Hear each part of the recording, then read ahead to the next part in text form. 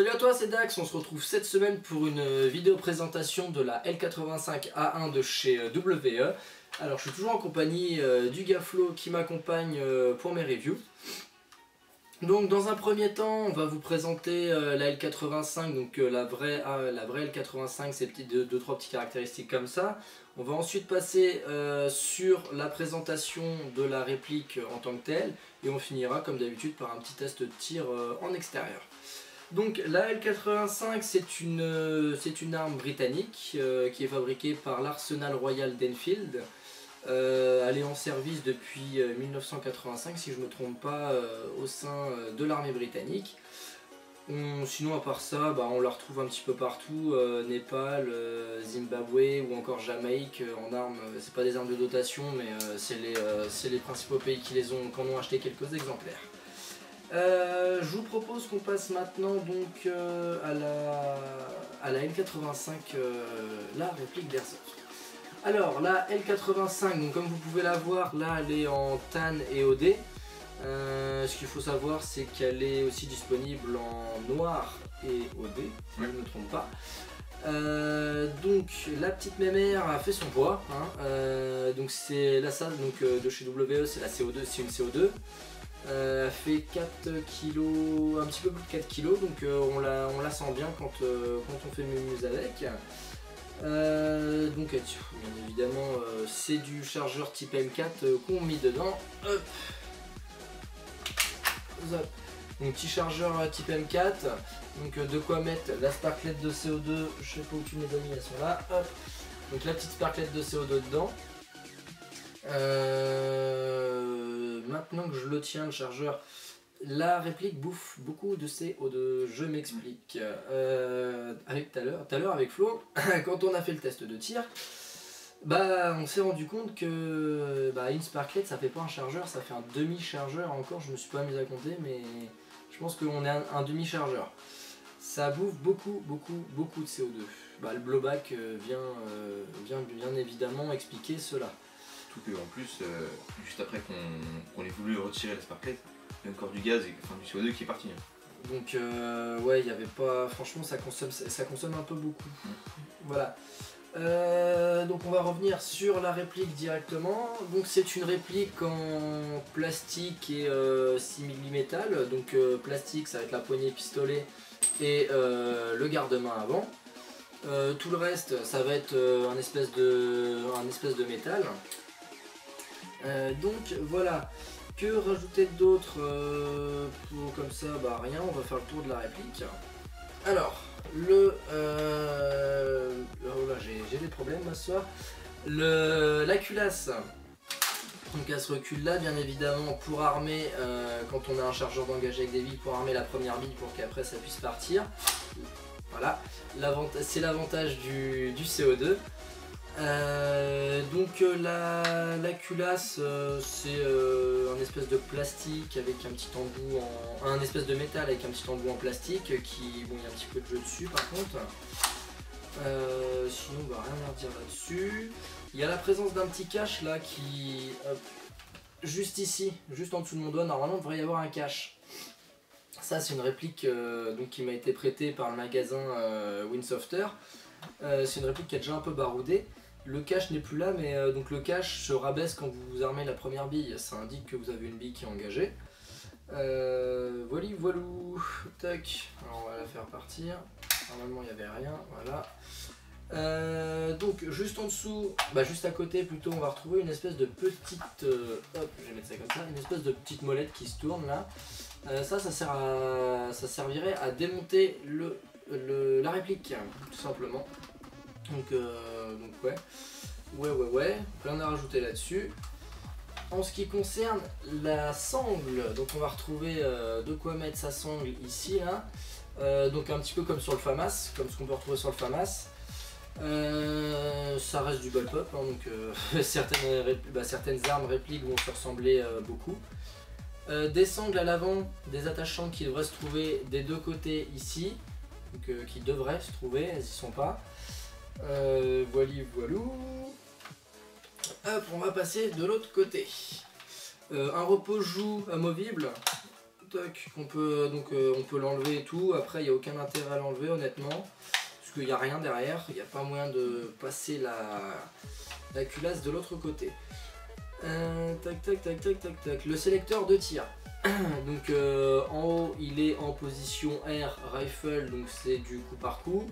Et en bas, A automatique full auto. Tout simplement. C'est. Voilà. Donc à côté de quoi, comme je disais tout à l'heure, engager un chargeur. Hop. On engage le chargeur. Pour le désengager, on appuie sur le petit bitonnier. Ça sort. De ce côté là, rien, pas de marquage. Non, il n'y a pas de marquage.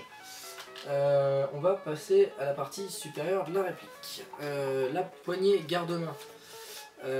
Possibilité sur la poignée de la dégager, la poignée garde-main, pour pouvoir mettre un holographique, oui, voilà, excusez-moi, un petit organe de visée holographique, point rouge, peu importe, donc, ou même une petite lunette hein, si vous le désirez. Oui, donc possibilité de dégager la poignée pistolet et la mire avant. C'est juste un petit coup de tournevis à passer, il n'y a pas de souci. Voilou. Hop, excusez-moi 2 petites secondes.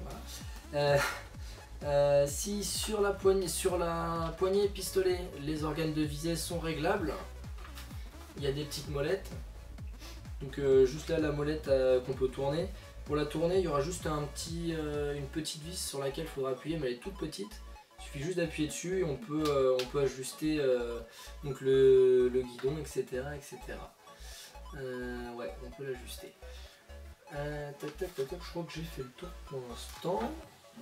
La poignée pistolet, comme je disais tout à l'heure, plastique. Rien de bien ouf. La détente, c'est une détente qui va être aussi en plastique. Elle est assez grosse, donc on peut pas la louper. Tac. Le garde-main avant, plastique aussi. Alors, petit avantage, tac, on peut l'ouvrir le garde-main avant pour pouvoir accéder à l'interne, tout ce qui est canon, etc. Tac, donc c'est pas trop compliqué à faire. Aussi possibilité de le changer pour transformer la réplique en L85 CQB, donc beaucoup plus courte, etc. Pour changer le canon. Le canon, ce que j'aime bien avec ce canon, c'est le frein de bouche. J'aime bien son frein de bouche. Oui, rien m'amuse. Non mais ouais, si j'aime bien le rendu que ça lui fait, ça lui donne plutôt une belle gueule. Après la L85, ça reste quand même une réplique assez atypique. Donc voilà, seuls les grands fadas de L85 aimeront. Alors on se retrouve dans cette seconde partie de vidéo pour les points forts et les points faibles de la réplique. Là je vais laisser la parole au Gaflo qui va vous présenter tout ça. Hop, tiens, merci. Voilà, on va commencer par les points faibles. Donc, premier point faible, la poignée de garde-main. Pour l'enlever, il faut passer un tournevis dans le premier trou, ce qui permet d'enlever une vis assez bizarre. Donc honnêtement, c'est un système un peu à la con, parce qu'on a déjà les deux vis qui serrent la poignée au rail. Donc c'est inutile de mettre un truc comme ça au milieu. Je pense que c'est vraiment inutile. Je pense comme toi, parce qu'en fait, juste le fait d'enlever les deux vis latérales, là, les deux grosses vis, la poignée, on l'a comme ça, on peut pas l'enlever. Donc c'est vrai que c'est un petit peu galère, quoi. Ensuite, la poignée, donc comme vous pouvez remarquer, qui ressemble à la poignée de la M4. Elle est vachement trop haute et du coup c'est pas confortable. J'ai perdu le nom de ça. La mire avant. La mire avant, donc du coup pareil, elle est vachement haute, hein, ce qui est normal, elle doit être la même hauteur que la poignée, donc trop haute aussi. Le système de la mire est plutôt pas mal. Après je pense qu'il faudra que ce soit beaucoup plus bas, ce qui permet que du coup de quand tu mets un holographique ou une lunette, t'as pas besoin de l'enlever, elle est vraiment pile à la bonne hauteur. Je pense que ça rendrait les tirs meilleurs, parce qu'elle est pas très aide-moi surtout.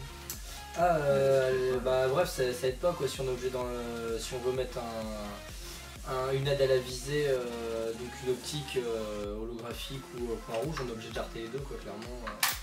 Contrairement à certaines répliques, on peut se permettre de garder la mire avant et voilà quoi. Après elle n'est pas du tout précise, hein. Franchement honnêtement on a fait plusieurs tirs. Donc dans la vidéo vous n'allez pas voir le tir parce qu'on a eu des petits problèmes. Donc ça je vous en parlerai aussi. Donc elle n'est pas très précise. On a beau viser au-dessus pour ensuite se remettre en dessous. Il n'y a pas. Pourtant on était vraiment en plein dedans. Sans nous vanter des bons tireurs. D'accord. Parce que sur un tir à 15 mètres quand même, pour qu'on loupe notre cible, il faut qu'on soit sacrément bourré. Soit je sais pas, mais là clairement la précision est à revoir. Après c'est peut-être les organes de visée métal qui sont déjà dessus, qui sont pas alignés, qui sont pas réglés, quoi que ce soit, je sais pas. Après on était quand même deux, une quinzaine de mètres. Bah non on n'a pas touché. Ah bah on a tout rafalé hein, mais ouais, on a beau, que dalle. Il y a plusieurs tirs qui ont été effectués, hein. Plusieurs tirs. Mais le problème, donc du coup on va revenir à ça, c'est que notre chargeur donc contient 30 billes avec une sparklette et la sparklette ne fait pas tout le chargeur, il va vous expliquer. Oui, donc comme j'expliquais au début de la vidéo, la sparklette si elle fait une moitié de chargeur c'est bien quoi. Parce qu'on ne s'est pas amusé à compter, mais après quand il fallait regrailler le chargeur, je suis pas sûr que je mettais 15 billes quoi, je pense que j'en mettais peut-être un peu moins. Bon après ça devait jouer une ou deux billes, mais voilà quoi. Donc ouais, petite cartouche là-dessus, petit point faible sur la réplique quant à sa consommation de CO2. Bon, après c'est aussi le blowback qui joue beaucoup dessus, ça pompe beaucoup plus de CO2 quoi. Après, même quand on a enlevé la sparklette, dès qu'on a enlevé il y a quand même du gaz qui est sorti. C'est quand même dommage parce que quand les tirs se sont arrêtés, il restait des billes dedans. Donc on a entendu la sparklette se vider encore un petit peu de gaz. Plus le gaz qui est parti quand on a enlevé la sparklette, je pense qu'on pouvait encore tirer 2 billes. Au moins 2 billes. C'est rien, mais quand vous êtes face à l'ennemi, honnêtement c'est pas cool. C'est un chargeur de 30 billes. Et du coup, déjà que vous êtes toujours obligé de vous réarmer, c'est une perte de temps. Une perte de temps et honnêtement c'est pas ce qu'il y a de mieux. Donc je pense que... Après ça rentre dans les inconvénients du CO2 comparé à d'autres types de lanceurs. Voilà, donc ce sera à vous après de faire votre choix quant au fait de prendre une L85 CO2 ou de prendre une L85 en AEG. Donc voilà, ce sera à vous de faire votre choix. Est-ce que tu avais quelque chose à rajouter? Ouais, bah ouais, au niveau de la poignée, il manquerait un petit grip quand même, parce que quand on a les mains nues, ça peut arriver qu'on transpire des mains ou qu'il pleut un petit peu, hein, c'est pas. Il manquerait quand même un petit grip. Après la prise en main elle est plutôt bonne, donc ça va. On a autre chose sur les mains, mais ouais. Bref. Et puis bon bah là il n'y a pas d'oreille en dessous, peut-être qu'il est vendu avec, je sais pas. Il n'y a pas d'oreille sur le côté, il n'y en a pas, ça c'est dommage, parce qu'on peut pas installer une lampe tactique ou un laser. Donc ça c'est dommage. Et puis il n'y a pas de marquage. Donc ça fait un marquage, je sais rien, mais un petit marquage en plus c'est quelque chose quand même. Voilà, liquidité. Si point fort j'aurais à rajouter dessus, son bruit. Oh putain il est mortel. Je surkiffe le bruit qu'il a fait. Bah, je crois qu'on surkiffe tous les deux d'ailleurs le bruit qu'il a fait. C'est vraiment un très beau bruit. D'autant plus que chez moi, quand je fais les tests de tir, ça a tendance à un petit peu résonner. Le bruit est assez monumental pour une réplique CO2 quand même. Donc voilà, petit pouce vert de ce côté-là sur la réplique. Personnellement, j'ai rien d'autre à rajouter. Niveau point faible. Le truc, c'est que après, en point faible, vu que la sortie des cartouches, les billes, on met des cartouches, du coup, elle est là. Au moment qu'on est comme ça, l'oreille est vraiment à côté, quoi. Donc quand ça recule, bon, il y a le bruit, hein, ça pète les oreilles quand même. Ah oui, oui, oui. On s'habitue, mais les premières fois, ça pète quand même. Première fois ça surprend pour les non-utilisateurs, les non-initiés de CO2 du moins, ouais. Donc là on va partir sur la troisième partie de la vidéo, donc le test de tir. Juste avant, je tiens à remercier Flo dans un premier temps de sa présence depuis quelques vidéos à mes côtés. Bah de rien, écoute. Bah, ça fait toujours plaisir. Je tiens aussi à remercier le magasin Winsofter du Mans qui, toujours avec le grand sourire, est prêt à vous accueillir et moi me prête ses répliques pour que je puisse vous les présenter. Donc encore un gros big up à lui. Et bah, on vous dit à de suite dans le test de tir. Allez, tchuss les guys.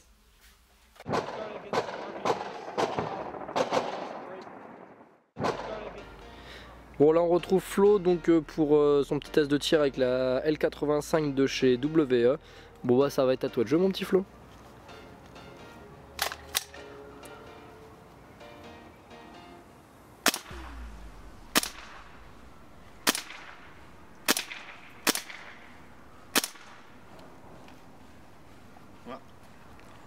Salut à tous, on se retrouve pour cette seconde partie de vidéo pour le test de tir donc avec la L85 de chez WE. Toujours en compagnie de Flo pour faire ce test de tir. Bon, j'ai envie de vous dire, c'est parti.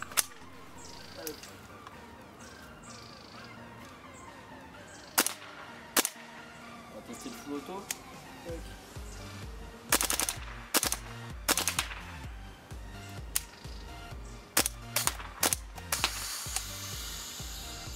Alors voilà, comme je disais tout à l'heure dans la vidéo, la consommation c'est vital, et là malheureusement on n'a pas vidé un chargeur que la Sparklet est déjà HS. On a déjà fait un test tout à l'heure avec Flo, c'est en gros une Sparklet pour un demi-chargeur. Donc voilà. Donc j'ai envie de vous dire à une prochaine les amis, on se retrouve dans une prochaine vidéo, soit une review, soit une partie d'Airsoft. Et puis voilà, allez tchuss les guys.